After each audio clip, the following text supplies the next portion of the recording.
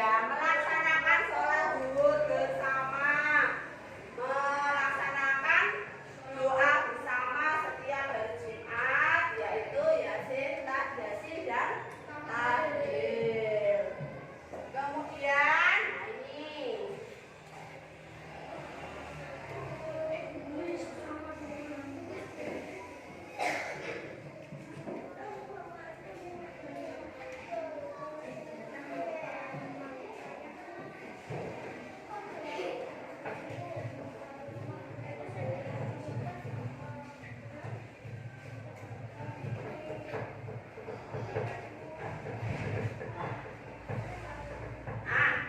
karena sekolah kita adalah sekolah akhirata, maka dalam kehidupan sehari-hari kalian di sekolah ataupun di kelas harus peduli dan mencintai kebersihan lingkungan. Dengan cara apa? Melaksanakan pikir setiap hari, kemudian melakukan sapu bersih, dan membuang sampah pada tempatnya. Apalagi? Setuju dengan ini anak-anak? Sepakati ya. Yang terakhir, yang nomor 6, kesepakatan kita adalah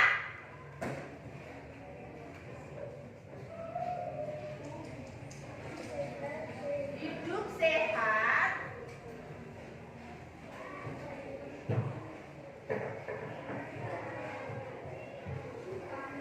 berpakaian rapi, dan bersih.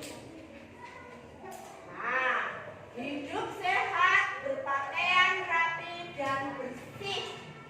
Ya, jadi Bu Nini selalu mengingatkan kalian ketika pulang setelah sholat pasti kamu kembali berpakaian rapi sebelum pada waktu mau berangkat sekolah, harus memakai sepatu, kaos kaki. Itu yang dimaksud dengan berpakaian rapi.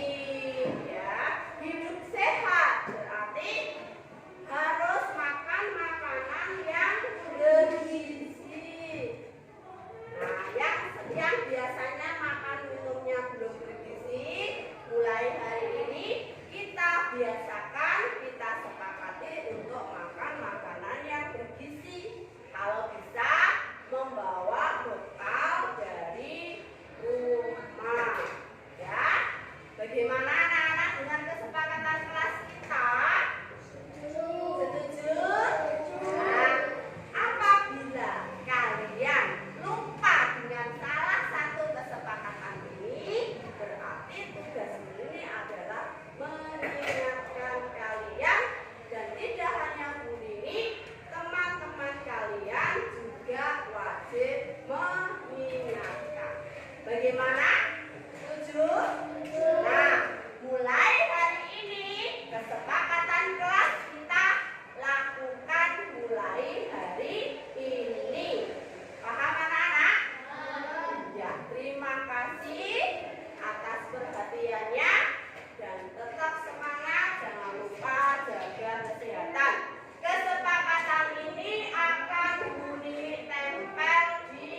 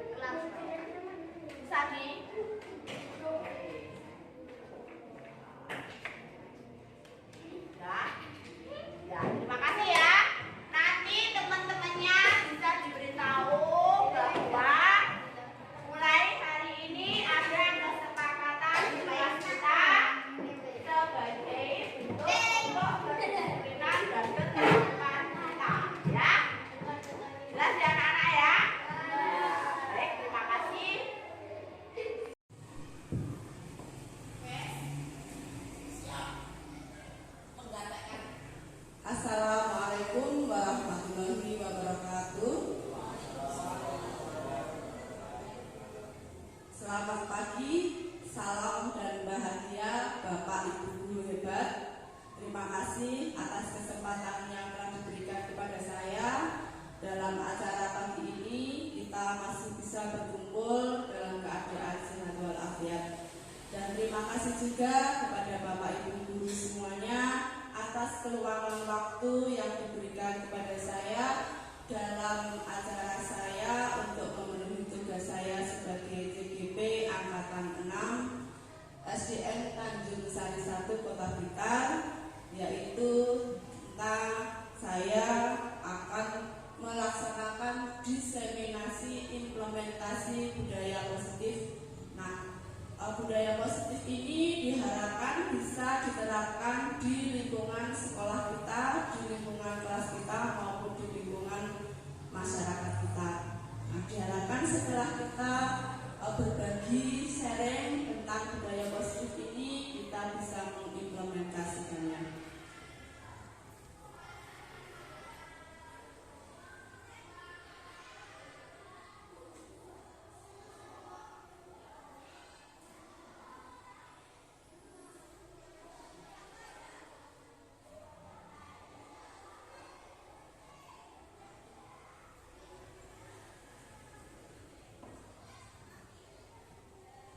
Bapak Ibu, mungkin panjenengan semua sudah mengenal saya, dan saya kalau belum ada yang mengenal, inilah biodata dari saya.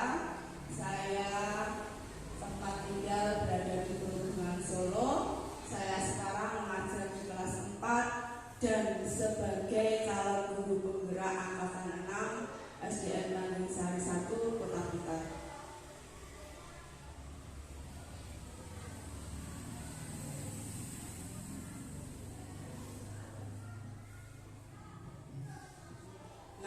Bapak Ibu, terkait dengan budaya positif, mungkin kita sudah pernah mendengar atau kita sudah mempelajari kemarin yang ada pada PMM, Platform Merdeka Mengajar, tentang disiplin positif. Nah, ini hampir sama. Nah, dengan budaya positif yang akan saya sampaikan di sini, mohon maaf saya bukan sebagai narasumber, tapi kita saling berbagi informasi, saling berbagi mungkin apabila ada permasalahan kita bisa menyelesaikan bersama-sama. Bapak Ibu, sebelum kita ke materi kita hari ini, saya ada pertanyaan tematik. Menurut Bapak Ibu semuanya, dengan pernyataan seperti itu, bagaimana pendapat panjenengan? Mungkin ada yang mau menyampaikan sedikit informasi bahwa hukuman dapat mendisiplinkan anak. Pemberian hukuman dengan hal positif seperti membaca atau membersihkan halaman sekolah dapat meningkatkan disiplin anak. Memberi penghargaan dapat meningkatkan motivasi belajar anak. Mungkin saya ingin sedikit Bapak Ibu memberikan pernyataan terkait dengan pernyataan-pernyataan tersebut. Mungkin ada yang mau memberikan sedikit informasinya. Bagaimana menurut Bapak Ibu panjenengan semua? Monggo Bu, Pak. Oke, terima kasih Bu.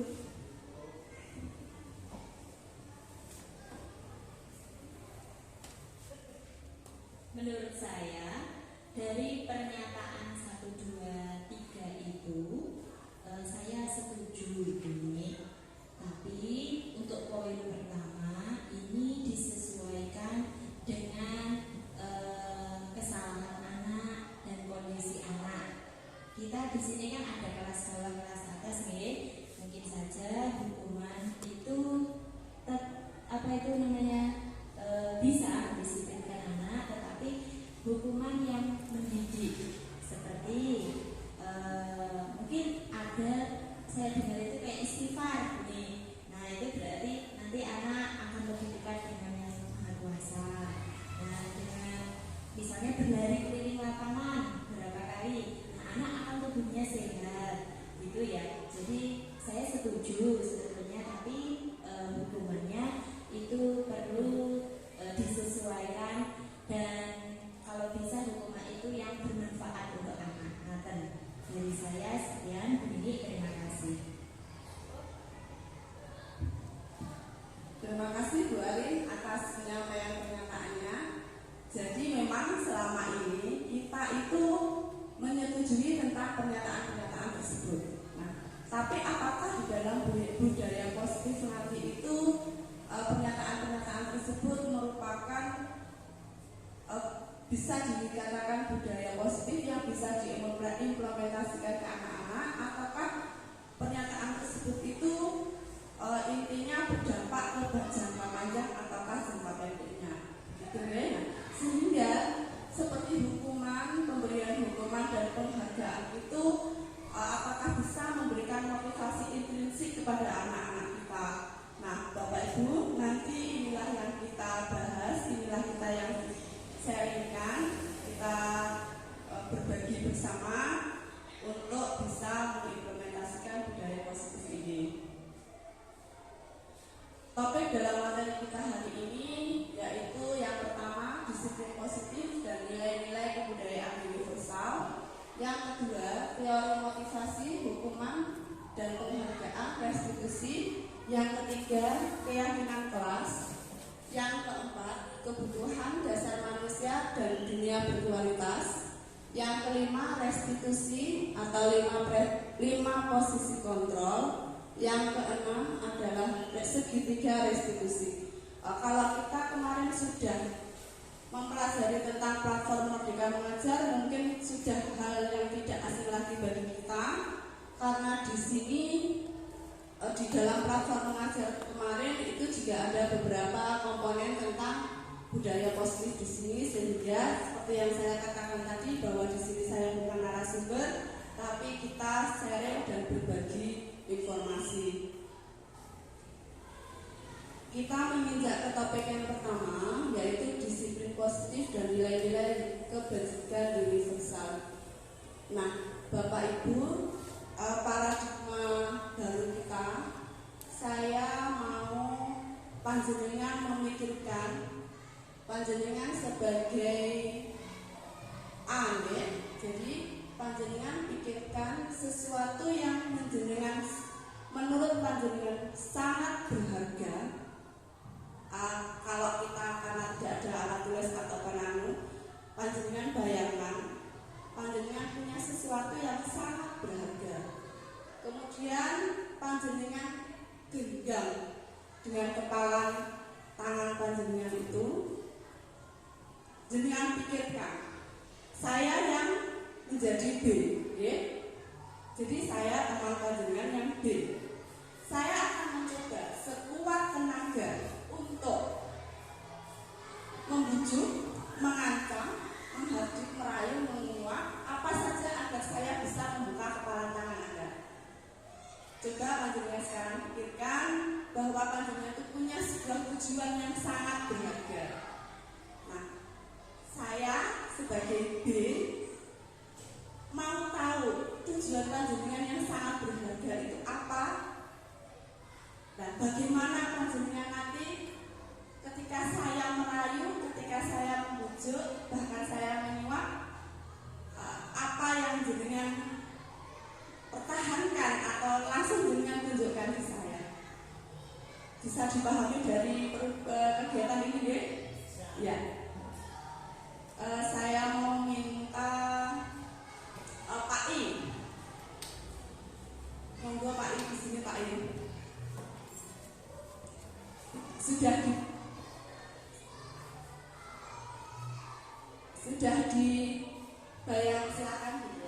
dibayangkan Pak I punya tujuan apa? Pak I, apa yang Anda genggam Pak I? Sebuah benda.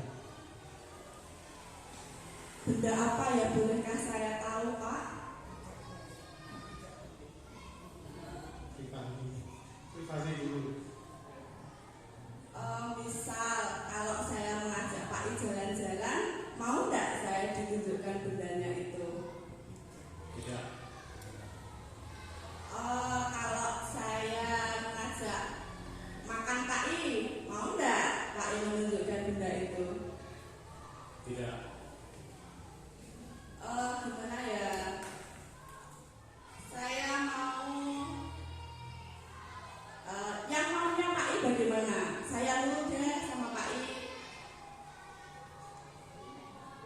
Tidak tahu.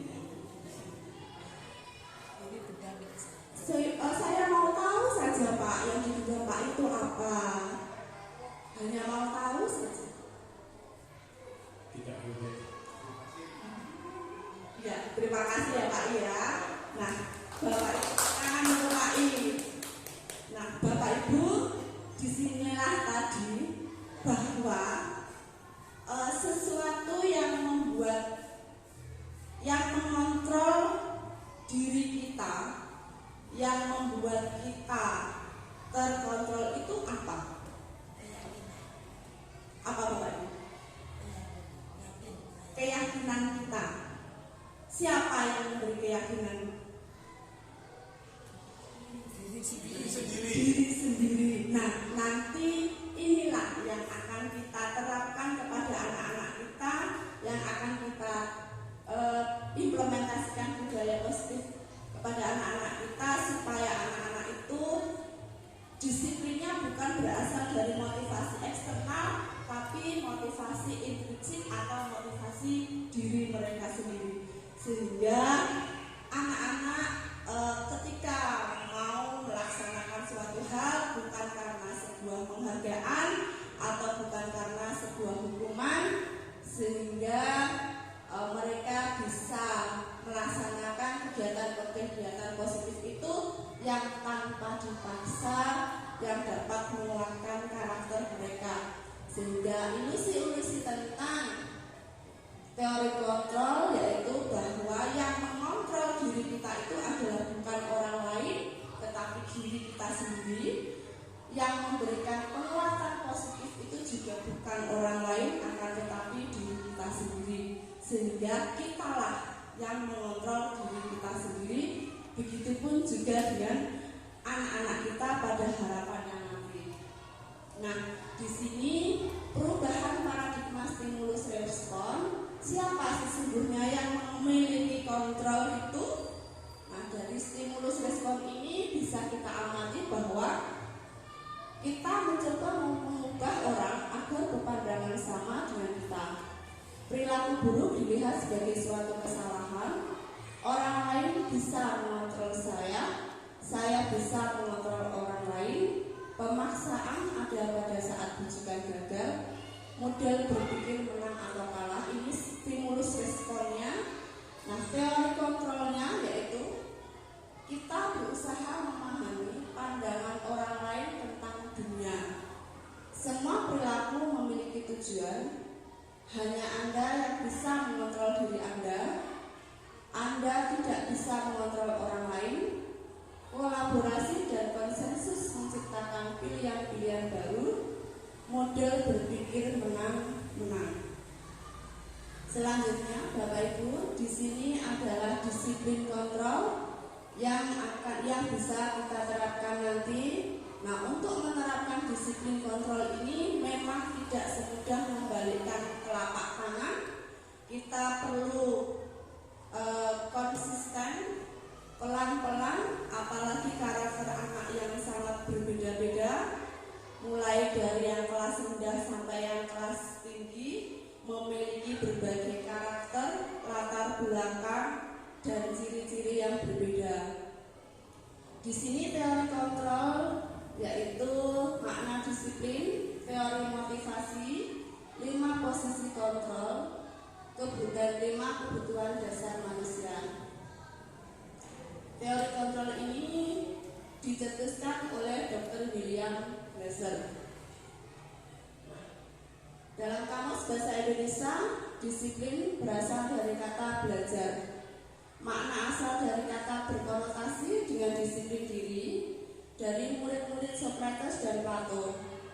Disiplin diri membuat orang menggali potensinya menuju sebuah tujuan dan apa yang dihargai. Namun, makna kata disiplin sekarang itu sudah berubah, yaitu sesuatu yang dilakukan seseorang pada orang lain untuk mendapatkan kepatuhan. Kecenderungan umum adalah menghubungkan kata disiplin dengan ketidaknyamanan, bukan dengan apa yang kita hargai atau pencapaian suatu tujuan mulia. Sekarang itu kata disiplin itu sudah berubah dengan disiplin agar kita menghindari sebuah hukuman. Misal kita supaya tidak telat jadi harus datang lebih awal agar tidak dimarahi oleh atasan kita. Karena seperti itu, seperti murid juga dia berusaha yang penting mengerjakan PR agar tidak dimarahi oleh gurunya. Sehingga motivasi intrinsik anak itu untuk saat ini belum ada. Nilai-nilai kebajikan universal. Nilai-nilai kebajikan universal adalah sifat-sifat positif manusia yang merupakan tujuan mulia yang ingin dicapai setiap individu. Nilai-nilai tersebut bersifat universal dan lintas bahasa, suku bahasa, agama maupun latar belakang. Setiap perilaku atau perbuatan memiliki suatu tujuan. Ini dicetuskan oleh Dr. William Glasser pada teori kontrol. Dengan mengaitkan nilai-nilai kebajikan diyakini seseorang, maka motivasi intrinsiknya akan terbangun sehingga menggerakkan motivasi dari dalam dan untuk mencapai tujuan mulia yang diinginkan.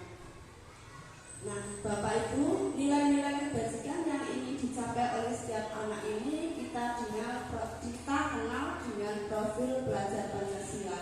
Seperti yang sudah kita ketahui bahwa rumah besar kita untuk anak-anak adalah profil pelajar Pancasila, di mana profil pelajar Pancasila tersebut ada 6 dimensi, yaitu beriman dan bertakwa kepada Tuhan Yang Maha Esa dan berakhlak mulia, mandiri, bernalar kritis, berkebinekaan global, bergotong royong dan kreatif.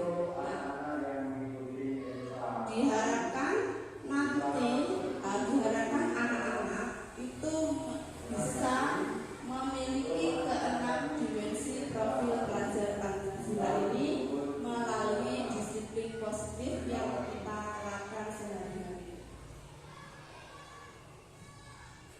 Yang kedua yaitu teori motivasi, hukuman, penghargaan dan restitusi. Nah, di sini motivasi ada motivasi eksternal dan motivasi internal. Untuk motivasi eksternal itu biasanya untuk menghindari ketidaknyamanan atau hukuman. Sehingga motivasi eksternal ini biasanya berdampak hanya jangka pendek saja. Untuk mendapatkan imbalan dari orang lain atau institusi. Nah, apa yang akan saya dapatkan apabila saya melakukannya? Seperti ini ya Bapak Ibu, kita memberikan hadiah kepada anak yang bisa menjawab. Nah, memang selama ini yang kita lakukan untuk memotivasi anak adalah itu. Ternyata itu memberikan penghargaan itu adalah motivasi eksternal yang hanya bersifat jangka pendek, bukan bersifat jangka panjang. Sehingga anak maunya belajar apabila diberi hadiah. Kalau tidak ada hadiah, mereka juga masih asal-asalan belajar seperti itu.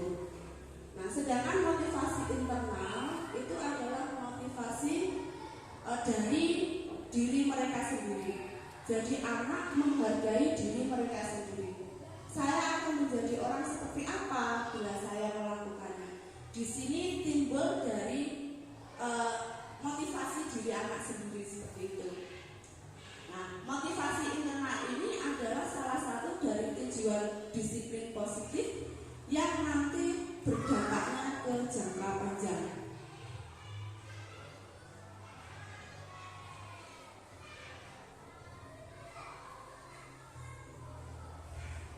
Nah, seperti yang sudah dicetuskan oleh Bapak Pendidikan kita, yaitu Bapak Ki Hajar Dewantara, bahwa merdeka itu bukanlah terlepas dari sebuah perintah, akan tetapi merdeka itu adalah cakap buat memerintahkan dirinya sendiri. Nah, jadi tujuan pendidikan kita sebagai pendidik itu menuntun anak sesuai dengan kodrat alam dan kodrat zamannya, sehingga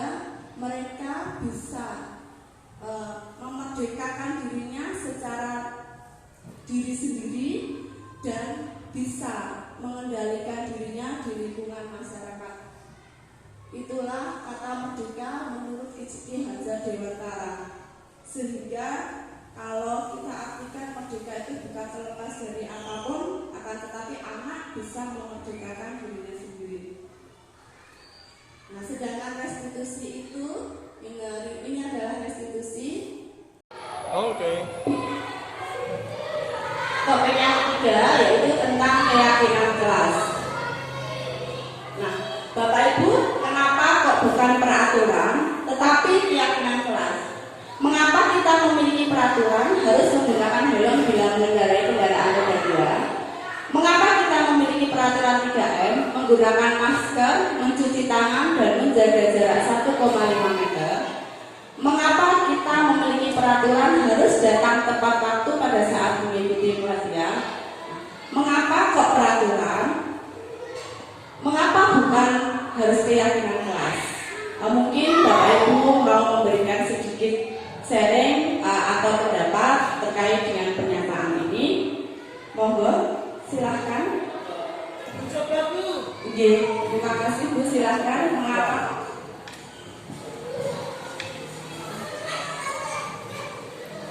Iya Bu, kita perlu keyakinan, karena keyakinan merupakan kesepakatan dari dalam kelas itu sendiri, sehingga di situ terbentuklah sebuah kesepakatan untuk melakukan sesuatu yang dapat memotivasi kelas kita untuk menjadi lebih baik dari yang telah dilakukan. Demikian Bu. Terima kasih Bu Muji atas pendapatnya. Tepuk tangan Bapak Ibu untuk Bu Muji. Jadi, kenapa keyakinan kok bukan peraturan? Memang karena keyakinan itu adalah sebuah kesepakatan bersama yang kita bentuk bersama murid di kelas, ataupun kalau di rumah kesepakatan bersama anak, sehingga nanti bukan hanya peraturan saja, tapi keyakinan atau kesepakatan yang sudah kita buat itu mendorong anak untuk memiliki motivasi intensif dalam dirinya. Nah, disinilah dari peraturan kelas itu mungkin kalau peraturan kelas kita ketahui peraturan dalam kelas ataupun peraturan di dalam sekolah.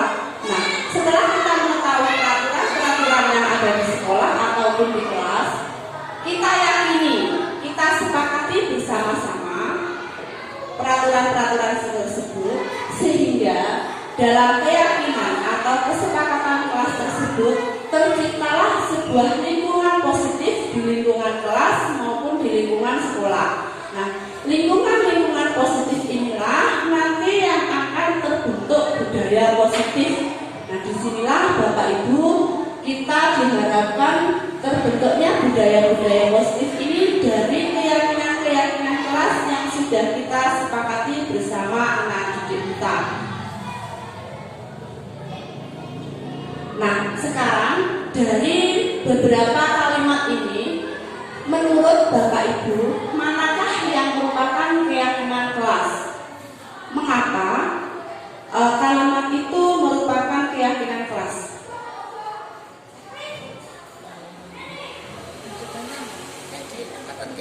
Di sini ada beberapa kesepakatan kelas.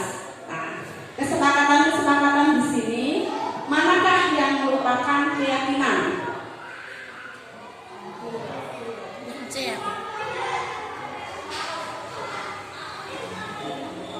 Yang mana? Silakan. Jadi di sini kan kalimat-kalimat kesepakatan ya. Kesepakatan kelas, datang tepat waktu, mengucapkan salam, menjaga kebersihan sekolah, berdoa sebelum dan sesudah kegiatan, aktif dalam pembelajaran, tertib.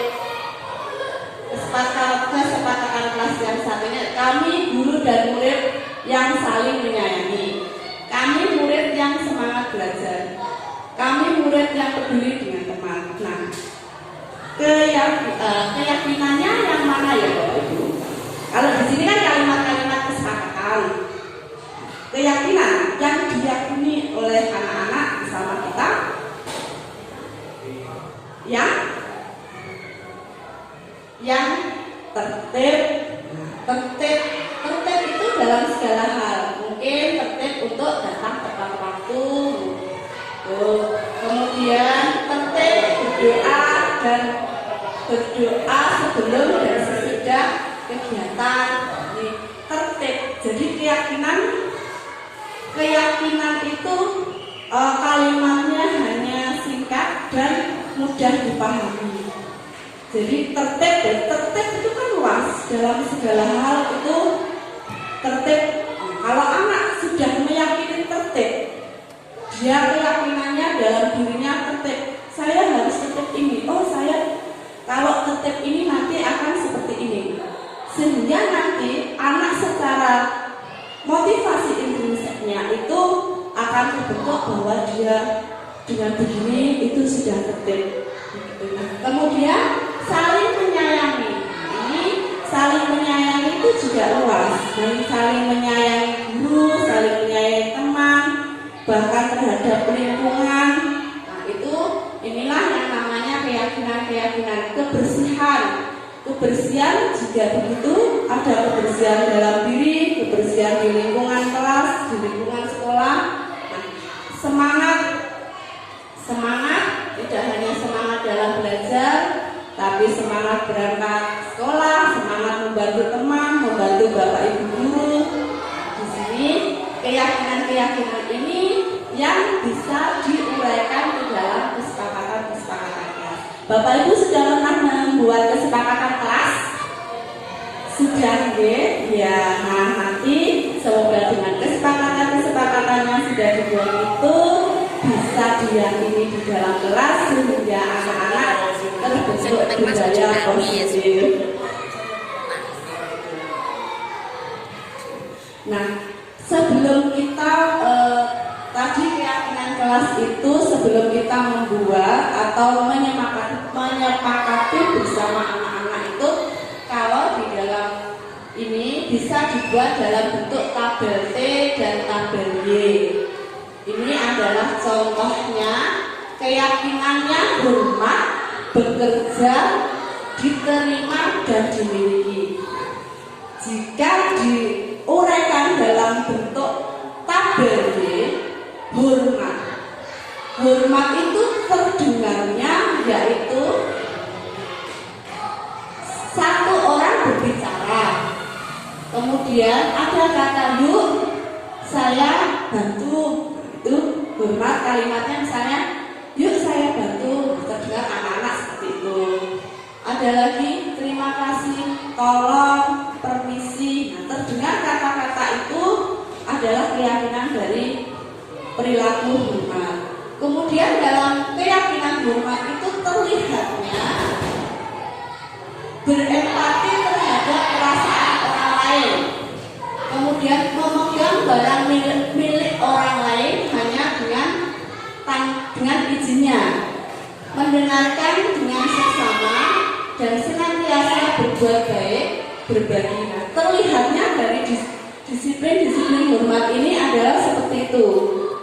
Kemudian perilaku hormat, tersenyum ramah, memberikan salam hormat, berjabat tangan atau meletakkan tangan di dada, kemudian memberikan ruang bekerja dan postur tubuh yang tenang. Nah, keyakinan hormat itu bisa terdengar seperti itu, terlihat dan berperilakunya bisa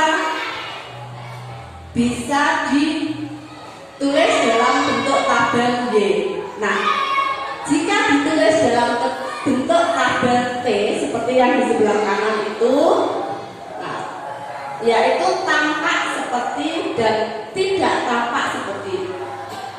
Contohnya, untuk keyakinan hormat, tampak sepertinya datang tepat waktu, menyapa teman dan guru setiap hari, mengembalikan barang teman yang telah dipinjam dan mengucapkan terima kasih.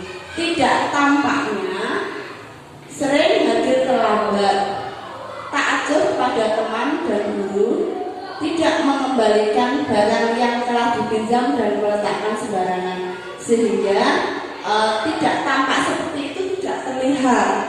Jadi keyakinan hormat itu yang tampak seperti ini. Jadi sikapnya anak perilakunya anak yang tampak seperti ini.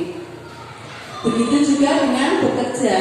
Keyakinan bekerja jika diuraikan dalam bentuk tabel T tampak seperti tekun bekerja dan menyimak guru, menyerahkan tugas tepat waktu. Tidak tampaknya tidak mendengarkan guru dan acuh tak acuh. Tugas tidak diberikan. Nah, tidak tampaknya seperti itu sehingga anak-anak tahu nanti dari sikap disiplin ini anak-anak bisa melaksanakannya untuk mengimplementasikan budaya positifnya. Nah, Bapak Ibu, di sini ada beberapa kalimat yang sebelah kiri tentang peraturan dan sebelah kanan tentang keyakinan. Kalau kita ketahui seperti di dalam peraturan bahwa selalu kembalikan buku ke tempatnya. Keyakinannya yaitu tentang tanggung jawab. Jadi anak-anak bertanggung jawab setelah meminjam buku harus dikembalikan ke tempatnya.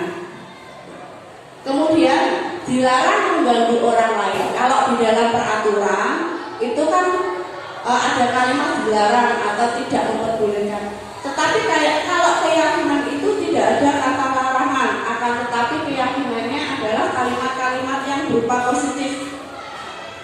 Menghormati orang lain, dilarang mengganggu orang lain itu artinya adalah menghormati. Jadi keyakinannya menghormati. Kemudian hadir di sekolah 15 menit sebelum pembelajaran dimulai.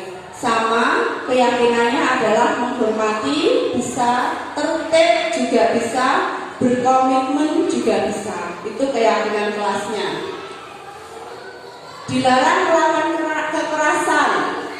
Nah, di sini keyakinannya tentang keselamatan, menghormati. Itu keyakinannya. Dilarang menggunakan narkoba. Kalau peraturannya dilarang menggunakan narkoba itu karena keyakinannya adalah untuk kesehatan. Bergantian atau menunggu giliran. Keyakinannya bersabar, menghormati orang lain. Kemudian peraturan menggunakan masker yaitu kesehatan, keselamatan. Jangan berlari di kelas atau koridor yaitu keselamatan dan keamanan.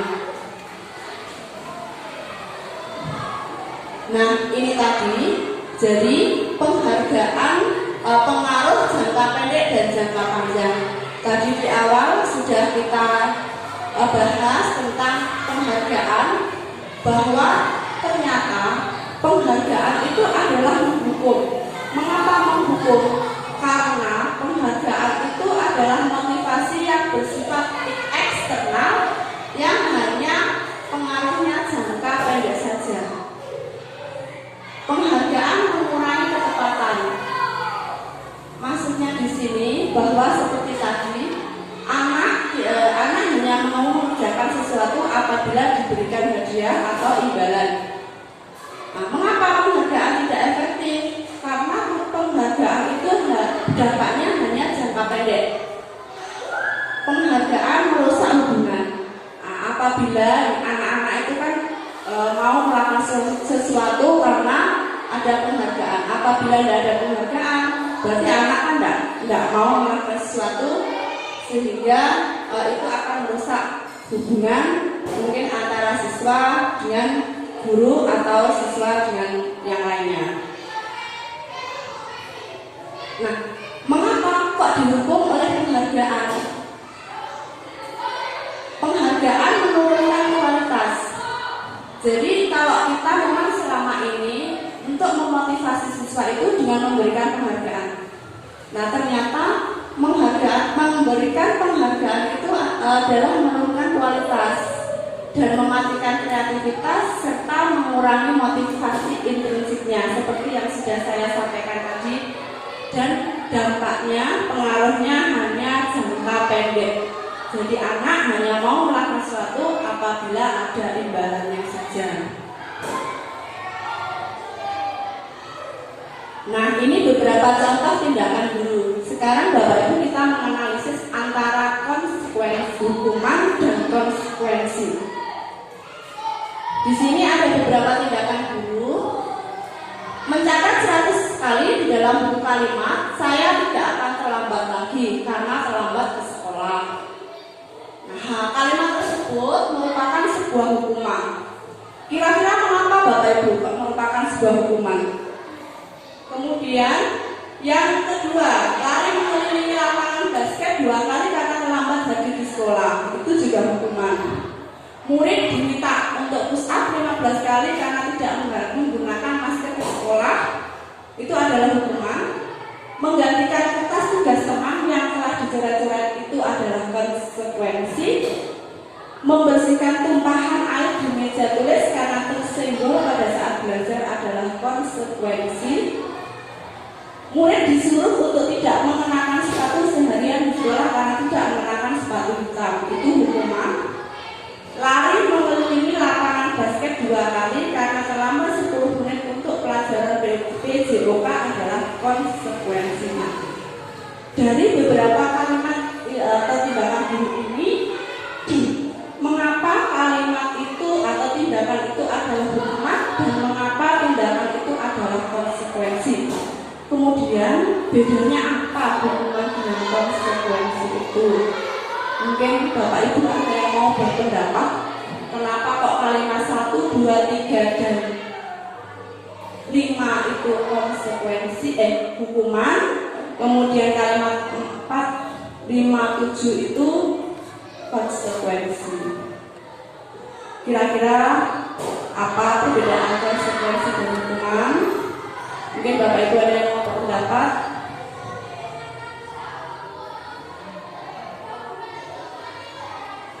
Bagaimana Pak Uda?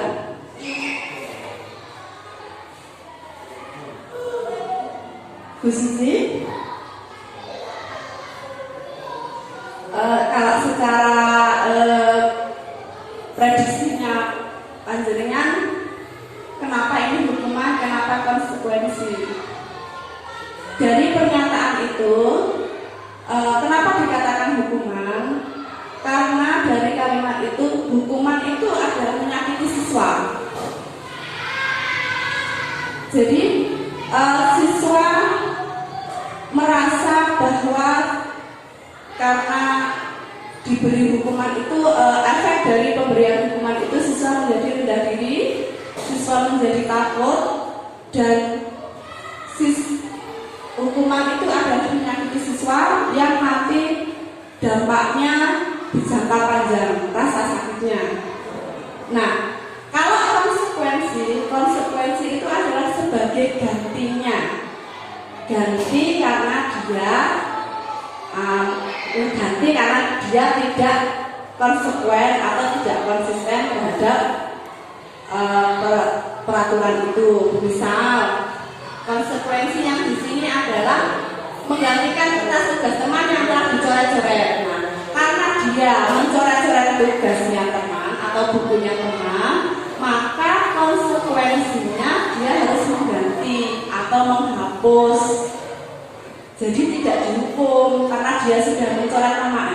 Karena dia sudah mencoret-coret tugasnya temannya, konsekuensinya ya dihapus atau diganti seperti itu. Kemudian dia menumpahkan air di meja temannya, konsekuensinya ya berarti harus dibersihkan.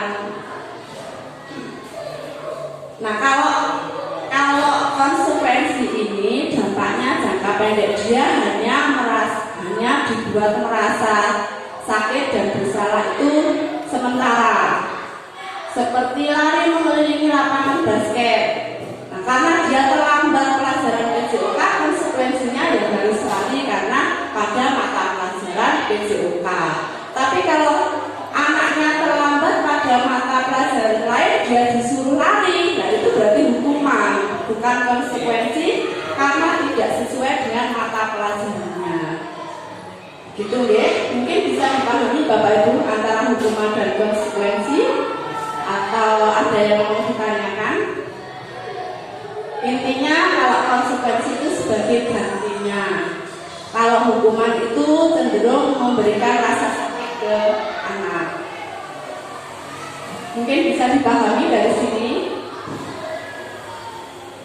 Nah, ini ya. Jadi perbedaan hukuman dan konsekuensi tadi, bahwa hukuman itu sesuatu yang menyakitkan harus terjadi, membuat anak sakit fisik maupun hati untuk jangka waktu lama. Anak membenci kedisiplinan, paksaan, mendorong anak menyakiti diri sendiri, konsep diri yang buruk, anak belajar untuk menyembunyikan kesalahan, kemudian marah, rasa bersalah, dipermalukan, merasa tak dihargai. Itu adalah hukuman. Sedangkan konsekuensi itu sesuatu harus terjadi, membuat anak merasa tidak nyaman dalam jangka waktu pendek.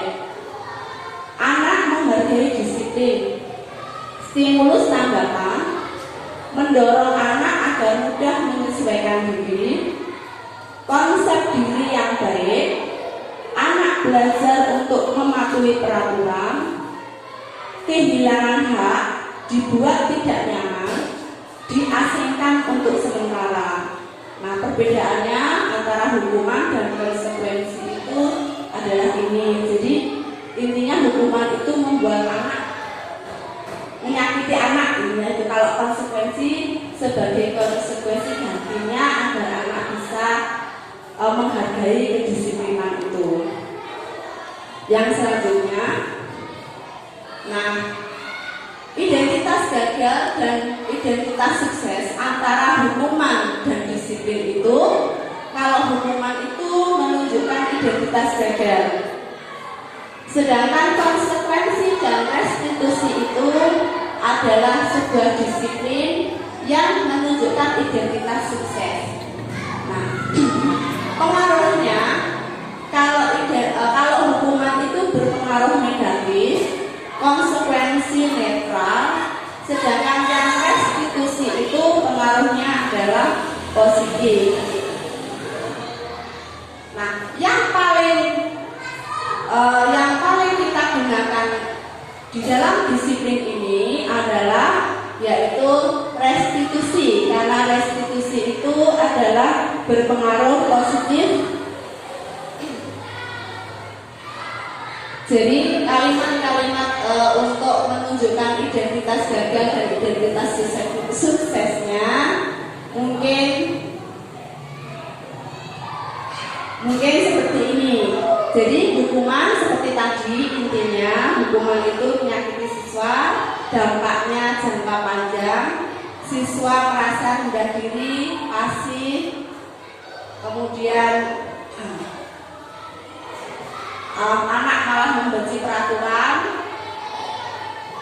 tidak nyaman, anak tidak nyaman untuk murid, jangkanya jangka panjang.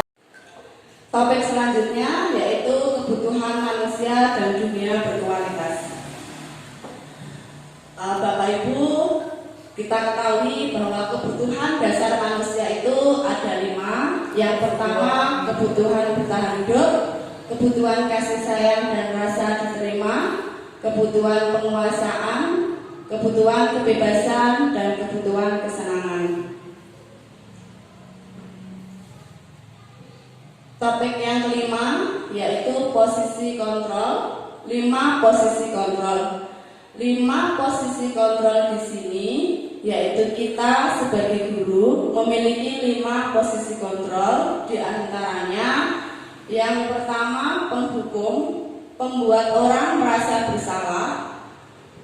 Yang ketiga teman, pemantau, dan manajer. Nah, Bapak Ibu, selama ini kita sebagai pendidik itu posisi kontrol manakah yang sudah kita pakai atau yang sudah kita terapkan pada sehari-hari anak di kelas? Apakah selama ini kita sebagai penghukum? Bukan, ya. Apakah selama ini kita membuat orang merasa bersalah? Atau apakah selama ini kita sebagai teman atau pemantau dan sebagai manajer? Mungkin yang paling sering yang kita gunakan untuk untuk anak-anak didik kita selama ini apa ya Bapak Ibu ya? Teman, ya selama ini yang kita gunakan adalah teman. Mungkin sebagai selain teman, pemantau, sudah pernahkah Bapak Ibu menjadi manajer? Nah, di sini setelah kita mempelajari 5 posisi kontrol ini, diharapkan nanti dan setelah kita melaksanakan restitusi, yaitu segitiga restitusi, kita bisa menjadi manajer bagi anak didik kita. Jadi seorang pendidik itu diupayakan untuk menjadi manajer. Meskipun menjadi teman dan pemantau itu adalah identitas berhasil atau sukses, tapi yang diutamakan di sini adalah kita sebagai manajer, dan jangan sampai kita menjadi seorang penghukum atau pembuat merasa bersalah.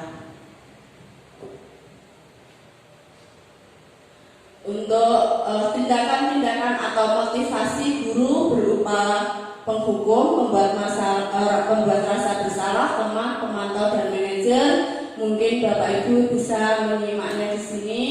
Dan 5 posisi kontrol ini juga sudah tidak asing bagi kita, karena di Kota Blitar kita sudah mempelajari pada platform Merdeka Mengajar, yaitu disiplin positif, di mana di sana juga sama ada 5 posisi kontrol.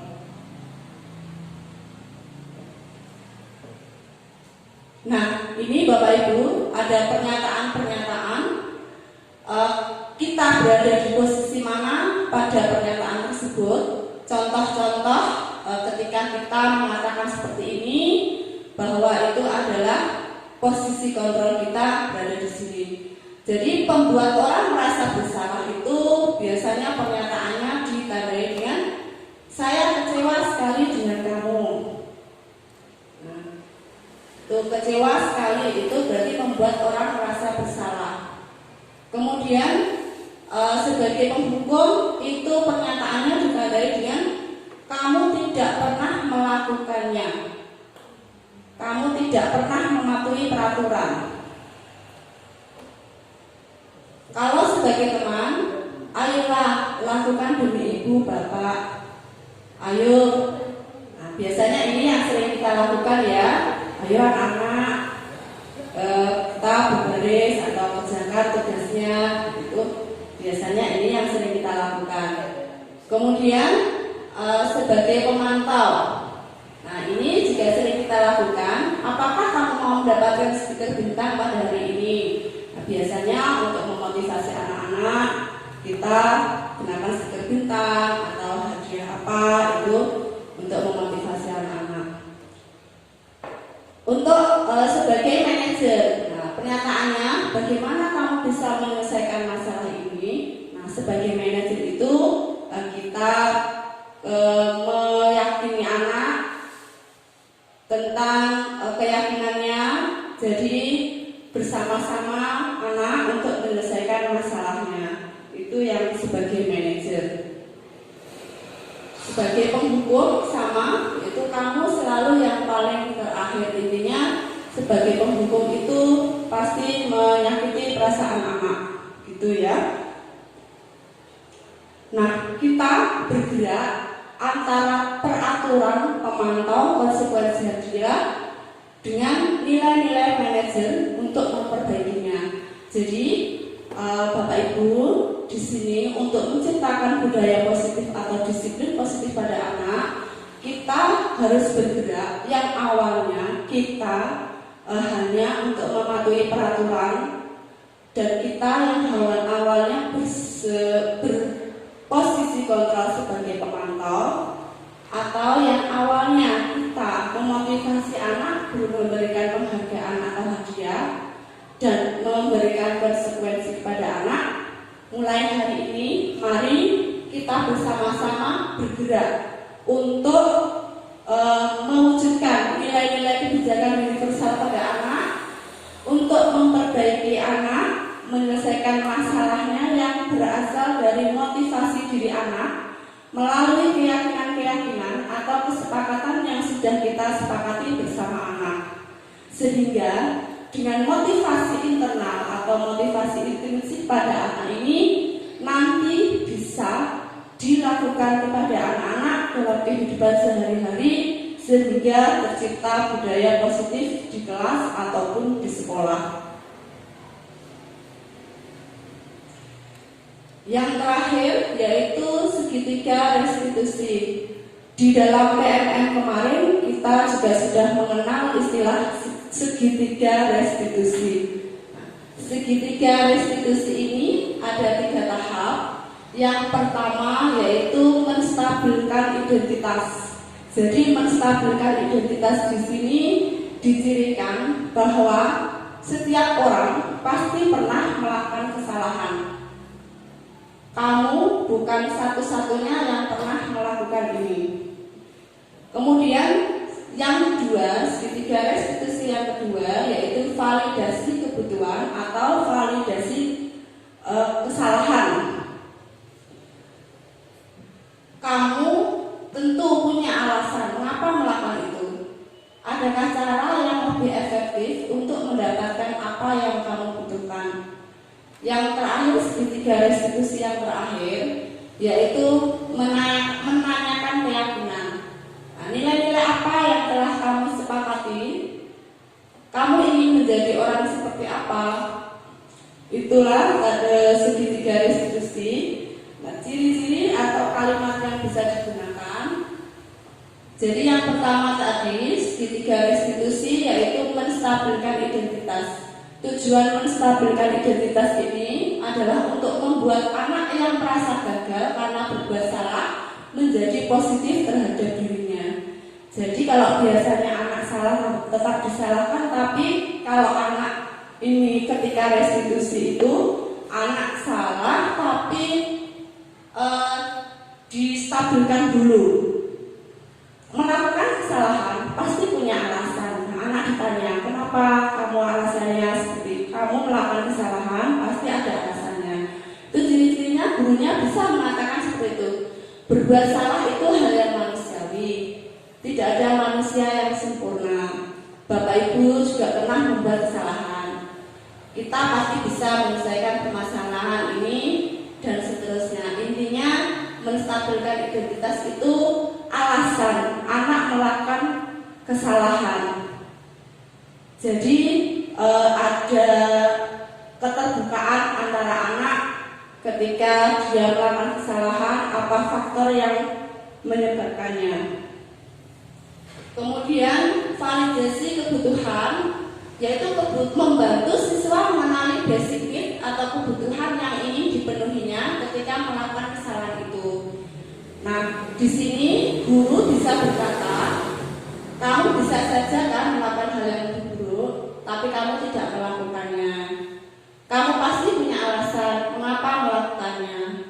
Apa yang penting bagi kamu? Kamu boleh tetap berusaha menjaga sikap itu, tapi tambahkan sikap yang lain yang baru. Maukah kamu belajar cara lain untuk mendapat yang kamu butuhkan tanpa harus memukul? Apakah kamu bisa melakukan dengan lebih baik besok lagi? Nah, ini adalah validasi kebutuhan. Jadi setelah anak distabilkan identitasnya, alasannya apa, kemudian anak itu ditanya, pasti punya cara bagaimana menyelesaikannya.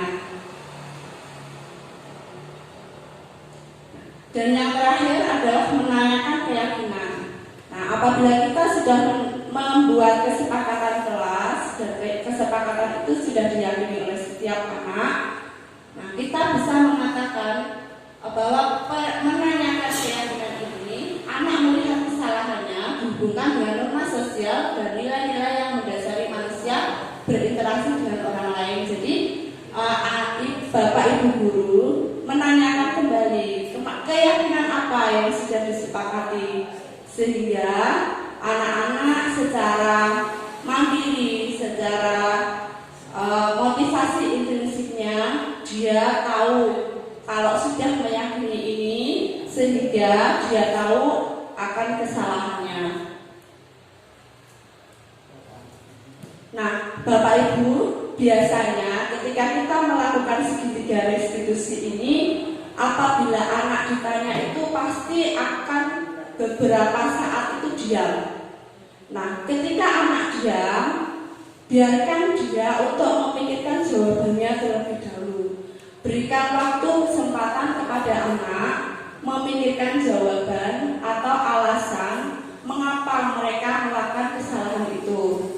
Nah, intervensi 30 detik intervensi ini bisa membantu murid kembali ke tujuan semula dengan cukup singkat dan dengan cara non-konfrontatif. Jadi tadi apabila anak masih melakukan kesalahan atau masih diam, berikan waktu sampai dia bisa menyatakan alasannya apa. Jangan sampai kita yang menuntut untuk terus dijawab. Itu tentang segitiga restitusi. Nah, Bapak Ibu, sudahkah kita melakukan segitiga restitusi pada siswa kita apabila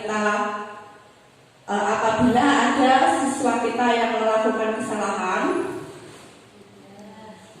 Sudah? Iya. Ya, betul. Dan segitiga restitusi ini memang tidak harus selalu berurutan mulai dari menstabilkan identitas, validasi kebutuhan, dan menanyakan keyakinan. Memang tidak harus selalu urut. Kadang kita secara tidak sadar dalam penyelesaian masalah kepada anak kita yang mengalami pelanggaran atau apa, itu secara sadar kita memang sudah melakukan segitiga restitusi. Tapi kita belum tahu kalau itu namanya segitiga restitusi. Nah, dengan mempelajari ini akhirnya kita tahu bahwa penyelesaian yang sudah kita lakukan itu adalah segitiga restitusi meskipun tidak urut. Kemudian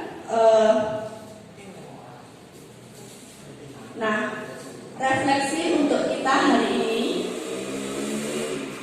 Bapak Ibu, berdasarkan paparan dari materi tadi, refleksi apa atau hal baru apa yang Bapak Ibu dapatkan pada materi diseminasi ini? Yang kedua, perasaan apa yang muncul dalam diri Bapak Ibu selama mengikuti sesi ini, khususnya mengenai makna disiplin dan motivasi intrinsik? Yang ketiga, peran Among seperti apakah yang telah Bapak Ibu lakukan selama mengikuti materi diseminasi ini? Yang keempat, Bapak Ibu akan menjadi Among yang seperti apakah setelah mengikuti diseminasi ini? Jadi yang sudah kita pelajari tadi, mulai dari disiplin positif, kemudian segitiga restitusi, posisi kontrol guru. Nah, bagaimanakah menurut Bapak Ibu perasaan hari ini, hal-hal baru apa yang Bapak Ibu dapatkan, kemudian rencana apa yang akan Bapak Ibu guru lakukan ketika kita sudah mendapat ilmu atau berbagi tentang materi hari ini, baik dari diseminasi yang saya lakukan maupun dari platform Merdeka Mengajar yang sudah kita pelajari bersama-sama. Mungkin Bapak Ibu ada refleksi sedikit atau mungkin Bapak Ibu ada permasalahan dari muridnya, kebutuhan anak yang belum terpenuhi, bagaimana cara mengatasinya. Mungkin kita bisa berbagi. Sekaligus saya ada beberapa dokumentasi untuk restitusi. Kemarin saya sudah melaksanakan skenario segitiga restitusi. Mungkin saya bisa menunjukkan sekilas. Dan kalau kesepakatan kelas, mungkin beberapa sudah melaksanakan kesepakatan kelas. Nah, monggo Bapak Ibu, untuk sesi ini Bapak Ibu yang mau bertanya, saya persilahkan. Ada permasalahan dengan muridnya, bagaimana mungkin kita bisa berbagi dalam menyelesaikan masalah terkait dengan implementasi budaya positif ini. Monggo silahkan. Kalau mau bertanya silahkan. Pak Huda mungkin ada putra putrinya ketika di kelas, bagaimana terkait dengan pembelajaran, atau anaknya tidak mau menulis atau bagaimana, silahkan.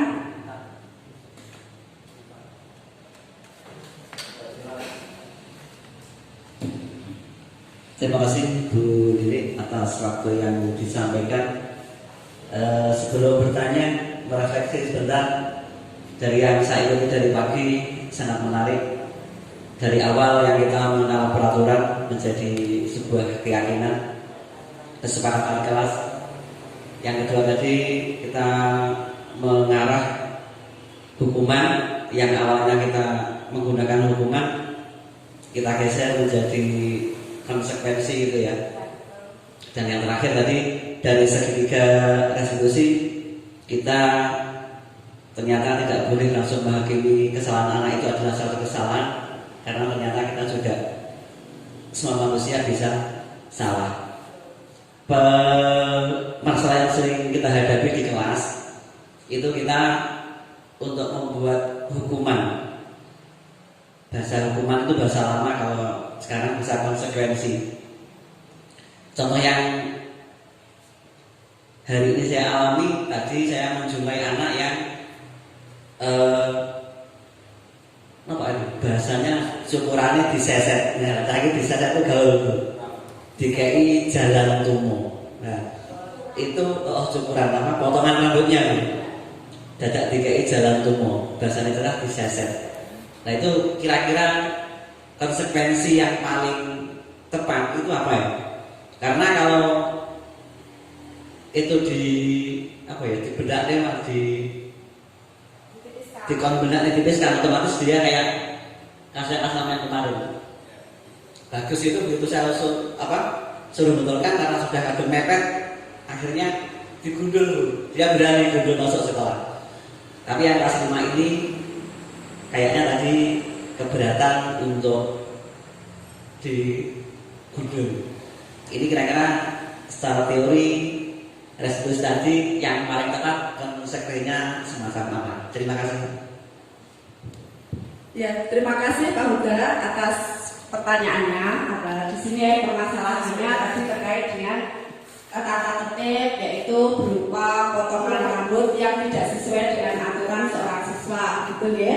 Nah, kalau konsekuensinya memang harus menipiskan. Untuk konsekuensi kita kan tidak boleh menghukum, harus menipiskan. Nah, harus menipiskan itu dalam artian ya bisa digundul atau intinya tidak ada garis sesetan itu, gitu ya.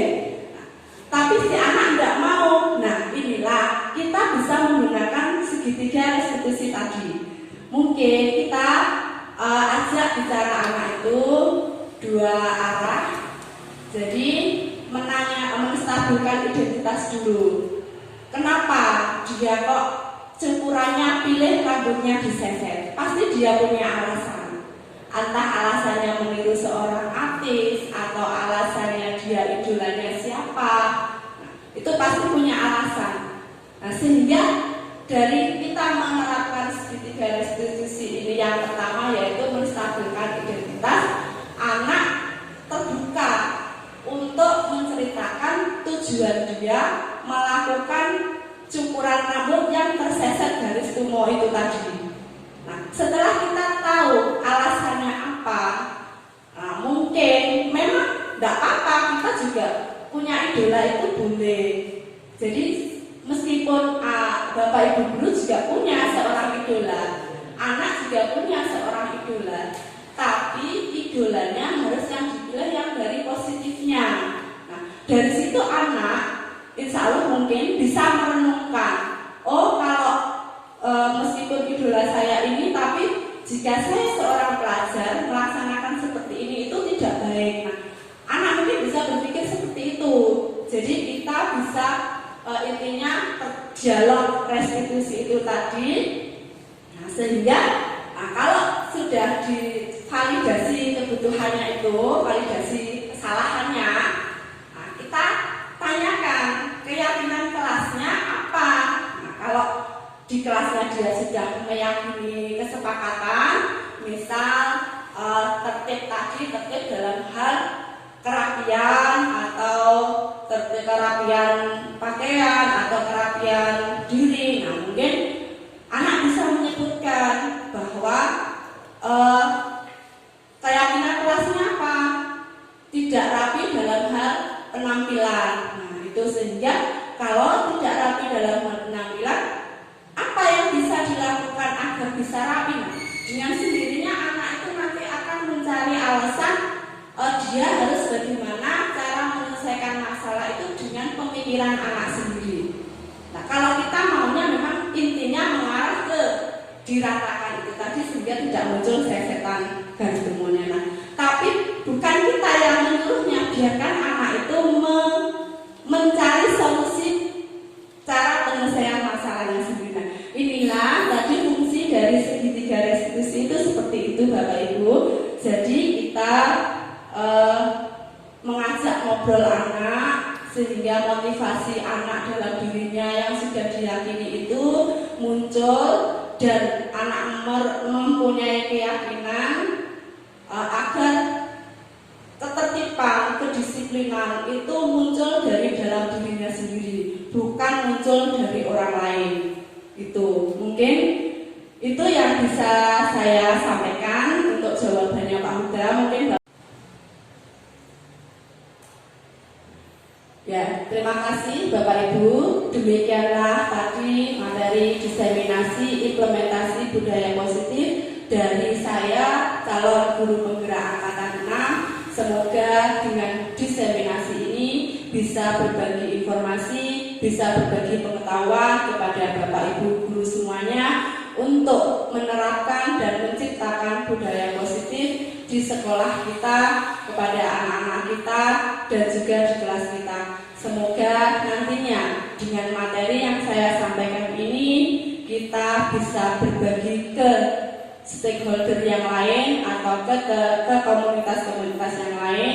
Dengan demikian apa yang bisa menjadi harapan kita akan terwujud untuk membentuk anak-anak kita pada rumah besar kita, yaitu profil pelajar Pancasila. Demikianlah saya sampaikan. Atas keluangan waktu Bapak Ibu semuanya, saya mengucapkan banyak terima kasih. Dan apabila di dalam penyampaian materi ini saya ada kesalahan, baik yang saya tidak sengaja maupun saya sengaja, saya mohon maaf yang sebesar-besarnya, karena manusia bukanlah yang sempurna. Saya akhiri, wassalamualaikum.